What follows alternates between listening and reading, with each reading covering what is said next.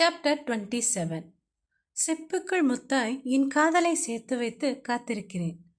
ஆழிக்குள் அழையாய் என்னை சேர வருவாயா?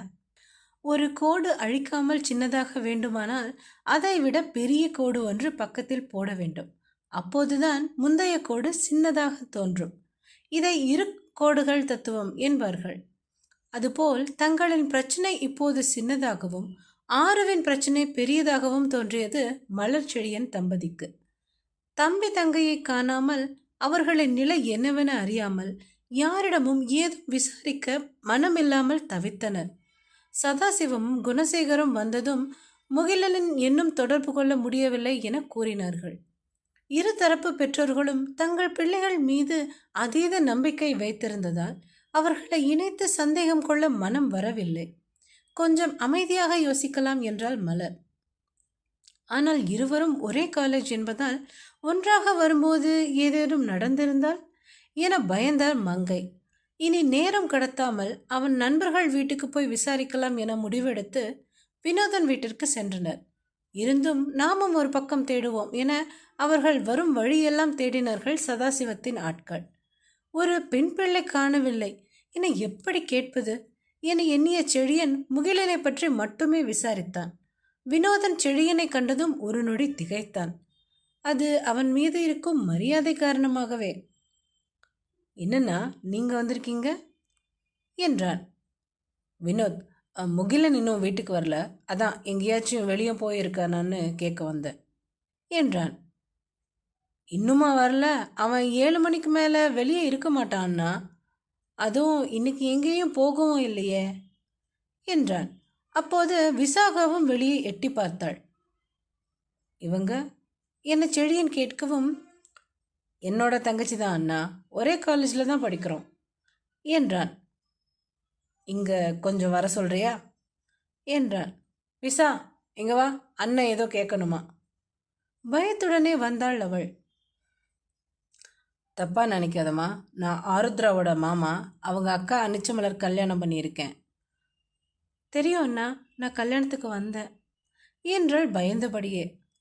ஆருத்ரா கூட இன்னும் வீட்டுக்கு வரல, நீங்கள் ஒரே கிளாஸ்னு சொன்னாங்க. ஆமாம் அண்ணா, ஒரே கிளாஸ் தான். ஈவினிங் வரும்போது ஒன்றா தான் வருவோம். ஆனால் ஆரு இன்னைக்கு கொஞ்சம் மூட் அவுட்டில் இருந்தா, அதனால் நீ போ, நான் கொஞ்சம் நேரம் கழித்து வரேன்னு சொன்னால் நானும் கிளம்பி வந்துட்டேன். வரும்போது முகில் அண்ணா ஆறு எங்கேன்னு கேட்டாங்க, நானும் சொல்லிட்டு வந்துட்டேன். அதுக்கப்புறம் அவங்கள பார்க்கல என்றாள். என்ன மூட் அவுட்? காலேஜில் ஏதாவது பிரச்சனையா என்றான். ஆமாம் அண்ணா என்று நடந்தது அனைத்தும் சொன்னான் வினோதன். முகில் கூட அந்த தீபக்கை தேடி போய் மிரட்டிட்டு வந்தான். ஆனால் 2 பேர் மொபைல் ஃபோனும் நாட் ரீச்சபிள் வருது, அதான் பயமாக இருக்குது. வண்டியில் வரும்போது ஏதாவது. அச்சோ அண்ணா, என்ன சொல்கிறீங்க? எனக்கு பயமாக இருக்கு என்று அழ ஆரம்பித்தாள் விசாகா.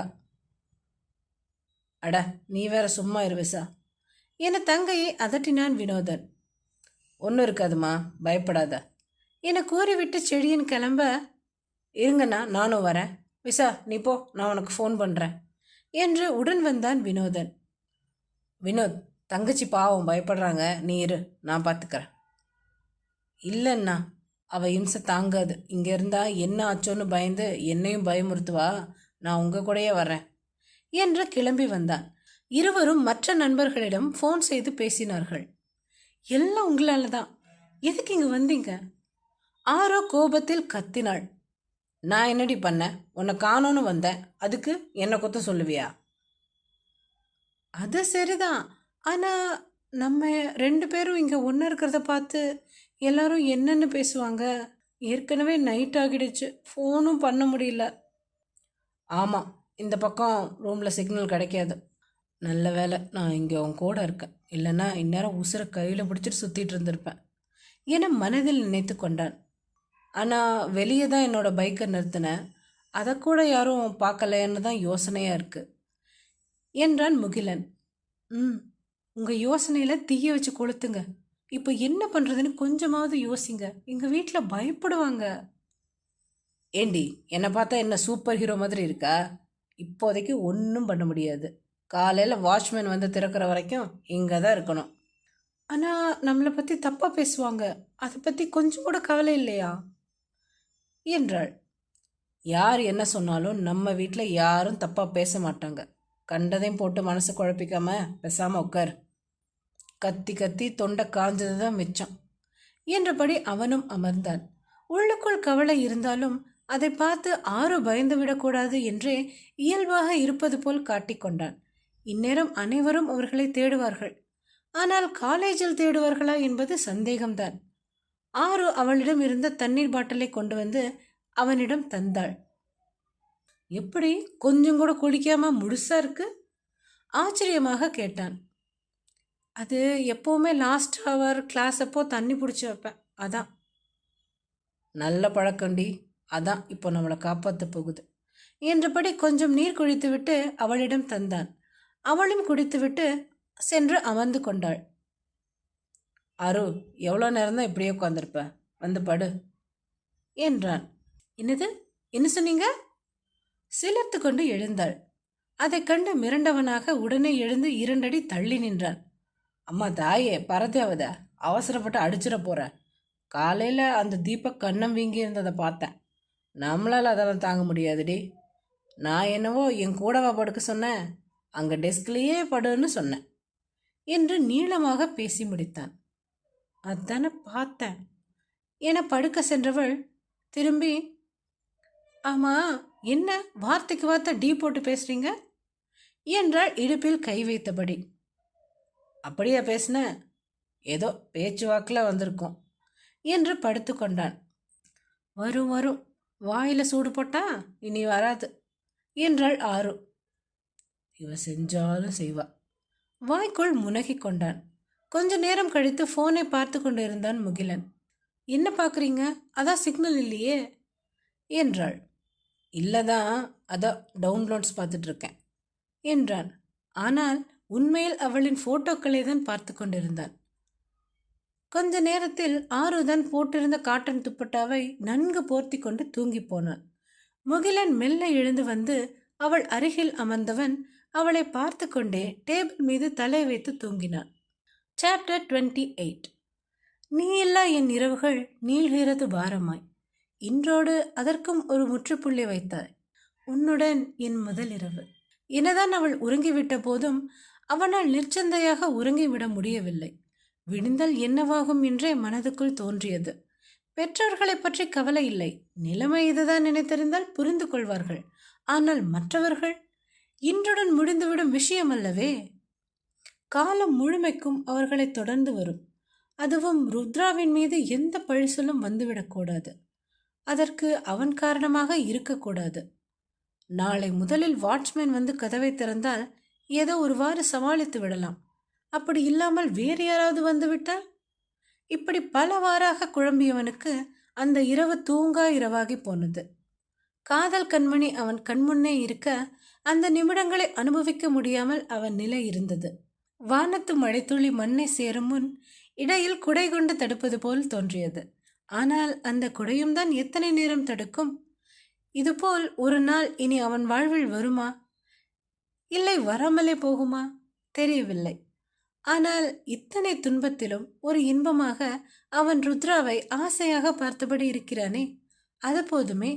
இந்த நிமிடங்களை எண்ணியே தன் வாழ்க்கையின் மொத்தமும் வாழ்ந்துவிட மாட்டானா?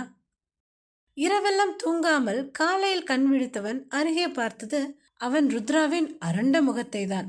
அடித்து பிடித்து எழுந்தவன் என்னவென்று பார்க்க அந்த வகுப்பறை வாசலில் பல மாணவர்கள் ஒன்றாக குழுமியிருந்தனர்.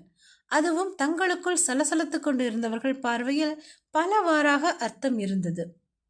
அட, இந்த சண்டைக்கோழியை கூட மடக்கிட்டானே என ஆண்களும், இவ ரொம்ப யோகியம் மாதிரி தெரிஞ்சா இவ்வளவுதானா இவ என சில பெண்களும் பார்த்தனர். ஆருத்ரா கலவரமான முகத்துடன் இவனை பார்க்க இவன் கைகள் தானாக அவள் கரம் பற்றி அழுத்தி கொடுத்தது. அதில் கொஞ்சம் தெளிவானவள் சரி என்பதை தலையசைத்து நின்றாள். அப்போதே யாரோ ஒருவன், இங்க பாருடா, நல்ல கார்னர் ரூமா புக் பண்ணியிருக்காங்க என்றான். இன்னொருவன், ஆமாடா, அப்பதானே டிஸ்டர்பன்ஸ் இருக்காது, அதான் என்றான். அவர்களை நோக்கி முகிலன் போகவும் அவன் கரம் பற்றி தடுத்த ஆறு வேண்டாம் என தலையசைத்தாள். அப்போது அங்கு வந்த கல்லூரி முதல்வர் மாணவர்களை கலைந்து போக சொல்லிவிட்டு இவர்களை பார்த்து தன்னறைக்கு வர சொன்னார். இருவரும் தங்கள் உடைமைகளை எடுத்துக்கொண்டு அவரை பின்தொடர்ந்தனர். போகும்போதே இருவரும் மொபைல் போனிலும் மிஸ்டு கால்கள், அழைப்பின் குறிப்பின் ஒழியளவும் உடனே முகிலன் செழியனுக்கு தொடர்பு கொண்டான். அடுத்த 20 நிமிடங்களில் இரு தரப்பினரும் வந்து சேரவும் முதல்வர் அவர்களை ஆச்சரியமாக பார்த்தார். சதாசிவம், செழியன், குணசேகர் அந்த பகுதிகளில் நல்ல பெயர் கொண்டவர்கள் என்பது அனைவரும் அறிந்ததே. ஆருத்ராவை மலர் வந்து அணைத்து கொள்ள என்ன நடந்தது என்று முகிலன் கூறினான். முதல்வரும், இது யதார்த்தமாக நடந்தது தான், இதை பெருசு பண்ணாதீங்க என்றார். அப்போது அங்கே வந்த தீபக் இன்னும் சிலர், அது எப்படி சார், எங்களுக்கு தெரிஞ்சவங்கன்னா? அது எப்படி சார், உங்களுக்கு தெரிஞ்சவங்கன்னா என்ன வேணாலும் பண்ணலாமா என்றான். தீபக், இங்கே நான் தான் முடிவு பண்ணணும், நீ இல்லை என்றார் பிரின்சிபல். இருக்கலாம் சார், இதே போல் யார் யாரோட இருந்தாலும் உங்கள் முடிவு இதுவாக தான் இருக்குமா? இருக்கும்னா சொல்லுங்கள், இதை இப்படியே விட்டுடலாம் என்றான். அதுக்காக பிரின்சிபல் சாரை ரூம் அலாட் பண்ண சொல்லாதீங்க ஃப்ரெண்ட்ஸ் என கூட்டத்தில் ஒருவன் கத்த மற்றவர்கள் சிரித்தனர். பெற்றோர்கள் சங்கடமாக உணர்ந்தனர். பிரின்சிபல் இப்போது என்ன செய்வது என தவித்தார். செழியன் தான் நிலைமையை கையில் எடுத்துக்கொண்டு நிதானமாக பேசினான். இங்கே பாருங்க, நாங்கள் ஒரே குடும்பத்தை சேர்ந்தவங்க, அதுவும் முறை உள்ளவங்க. எங்கள் தம்பி தங்கச்சி கேட்டிருந்தா நாங்களே அவங்கள சேர்த்து வைப்போம். இப்படியெல்லாம் தனியாக சந்திக்கணும்னு அவங்களுக்கு எந்த அவசியமும் இல்லை. இது ஒரு விபத்து, அதை புரிஞ்சுக்கோங்க என்று அமைதியாக கூறினான். இருக்கலாம் சார், அப்படி இருந்தால் இவங்க 2 பேரும் என்ன சகோதர பாசத்தையை காமிச்சிருக்க போகிறாங்க என்றான் ஒருவன். சரி விடுங்க, இவங்களுக்குள்ள ஏதும் இல்லைன்னா இதோ தீபக் உங்கள் ஆருத்ராவை ரொம்ப நாளாக லவ் பண்ணுறான். அந்த பொண்ணை எனக்கும் முகிலனுக்கும் ஏதும் இல்லைன்னு சொல்லுங்க. சொல்லிட்டு தீபக்கை கல்யாணம் பண்ண சம்மதம் சொல்லுங்க, ஒத்துக்கிறோம் என்றான் இன்னொருவன். டேய் என அவன் மீது பாயப்போன முகிலனை மலர்தான் இழுத்து பிடித்தாள். அவனை அடிக்க வரவும் அதிர்ந்த தீபக், ஏண்டா என்ன கேனையன்னு நினச்சியா? இனி இவளையெல்லாம் ஒருத்தன் திரும்பி பார்ப்பான், எனக்கு என்னடா அவசியம் அடுத்தவன் தொட்டவளை கட்டிக்க? அவன் முடிக்கவில்லை. அதற்குள் அவன் தலை சுற்றி கீழே விழுந்திருந்தான். சட்டையின் கையை சுருட்டி கொண்டு அவனை நோக்கி வந்தான் செழியன். இன்னொரு வார்த்தை என் வீட்டு பொண்ணை பற்றி தப்பாக பேசின, கல்லை கட்டி கடல்ல இறக்கிடுவேன், ஜாக்கிரதை விரல் நீட்டி எச்சரித்தான். இளஞ்செழியன் என பிரின்சிபல் தடுக்கவும், சாரி சார், என்னை மன்னிச்சிடுங்க, என் மேலே போலீஸ் கேஸ் கூட கொடுங்க, ஆனால் இவனை நான் சும்மா விட மாட்டேன் என அடுத்தடுத்து அவனை 2 வாங்கினான். முகிலனோ, யாருக்கிட்ட? எங்கள் அண்ணன்டா என திமிராக நின்றிருந்தான். நல்ல வேளையாக அமுதாவும் மங்கையும் அழைத்து வரவில்லை. வந்திருந்தால் அவர்களின் நிலை கேட்கவே வேண்டாம். ஆருத்ராவின் கண்கள் கண்ணீரை சொரிந்த வண்ணம் இருந்தது. அதை பார்க்க பார்க்க முகிலனின் கோபம்தான் அதிகமாகியது. மலர்தான் அவன் கையை இறுக பற்றியிருந்தாள். இல்லை, அவன் பெரிய கலவரமே உண்டு பண்ணியிருப்பான். தம்பி, போது நிறுத்து, இது என்ன இது பிரின்சிபல் சார் முன்னாடி என சதாசிவம் தடுக்க கொஞ்சம் அமைதியானான் செழியன். இப்போ என்ன பண்ணணும்னு சொல்ற தீபக்? தேவையில்லாமல் இங்கே பிரச்சனை பண்ணிட்டு இருக்க. பிரின்சிபல் கத்தவும் அடி வாங்கி கன்னம் வீங்கி இருந்த தீபக், சாரி சார், ஒன்று அவங்கள காலேஜை விட்டு டிஸ்மிஸ் பண்ணுங்க, இல்லையா நாங்கள் பண்ணது தப்புன்னு ஒத்துக்க சொல்லுங்க, அப்படி இல்லைன்னா நாங்கள் போராட்டம் பண்ணுவோம்.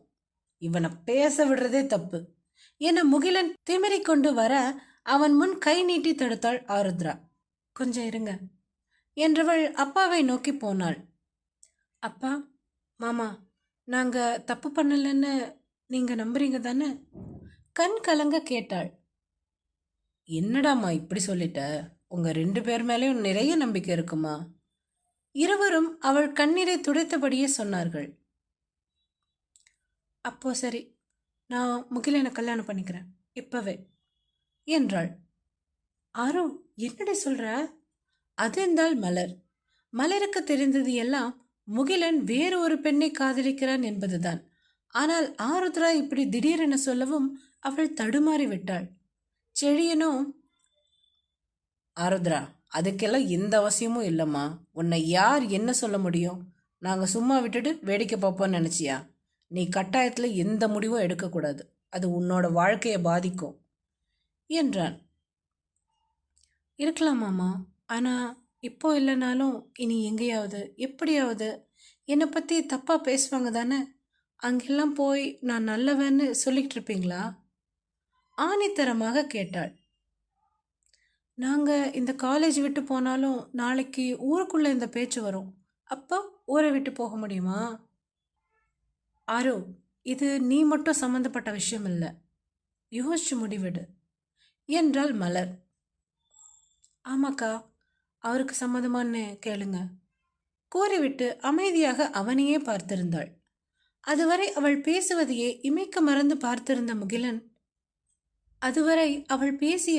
இமைக்க மறந்து பார்த்திருந்த முகிலன் கண்களும் கலங்கின. மலர் அவனை கேள்வியை நோக்குவதை பார்த்தவன், இல்லை ஃப்ளவர், நான் இதுக்கு ஒத்துக்க மாட்டேன் என்று கூறினான்.